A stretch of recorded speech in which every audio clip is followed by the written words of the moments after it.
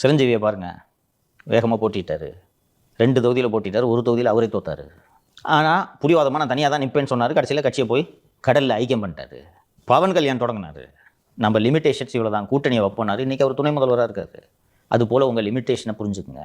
உங்களுடைய இருத்தல் முக்கியம்.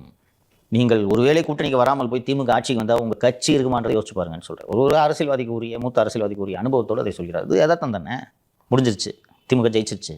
இன்றைக்கி நீங்கள் செல்வாக்கோட உச்சத்தில் இருக்கும்போதே உங்களை இந்த பாடுபடுத்துகிறாங்களே, அது ஒரு பயமும் இருக்கு. ஒருவேளை டிவிக்கு அதிமுகவோட சேர்ந்துட்டா நம்ம கதி என்ன ஆகும்? பயம் இருக்கும்போது இப்படி பண்றாங்க. அதுவும் 6 மாசத்துல தேர்தலை வச்சுக்கிட்டு இப்படி பண்றாங்க. உங்க நிர்வாகிகளை இப்படி அலைக்கழிக்கிறார்கள். சோஷியல் மீடியாவில் எழுதுறவனெல்லாம் தூக்கி உள்ள போடுறாங்க. தனிப்படை அமைத்து உங்கள் நிர்வாகிகளை தேடுகிறார்கள். இப்போ சிபிஐ தான் இன்வெஸ்டிகேஷன் டேக் ஓவர் பண்ணிடுச்சு. அவங்க நினைச்சாங்கன்னா இப்போ புஷியானந்த் கைது பண்ண முடியுமா முடியாதா? நிர்மல்குமார் கைது பண்ண முடியுமா முடியாதா? ஏன் பண்ணல? கைதுக்கான தேவை என்ன?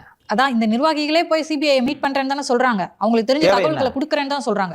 விசாரணை கூப்பிட்டு வந்துட்டேன்னா முடிஞ்சு போச்சு. யாரும் ஓட போறது கிடையாது. நீங்க கைது பண்ணீங்க. உங்கள் நோக்கம் விசாரிக்கிறதா, கைது பண்ணுறதா? கைது பண்ணுறதானே உங்கள் நோக்கமாக இருந்துச்சு. அப்போ இப்படி பண்ணுறாங்க. இன்றைக்கி உங்களுக்கு நம்பிக்கை இருக்குது. எலெக்ஷன் இருக்குது, 6 மாதத்தில் நம்ம சாதிச்சலான்ற நம்பிக்கை இருக்குது. 26 தேர்தல் முடிவுகள் வந்த பிறகு திமுக ஆட்சியில் அமர்ந்து விட்டால் 5 வருடத்திற்கு கண்ணுக்கட்டிய தூரம் வரை வெளிச்சம் இல்லை. அப்போ என்ன பாடுபடுத்துவாங்க? உங்கள் நிர்வாகிகள் தாங்குவாங்களா?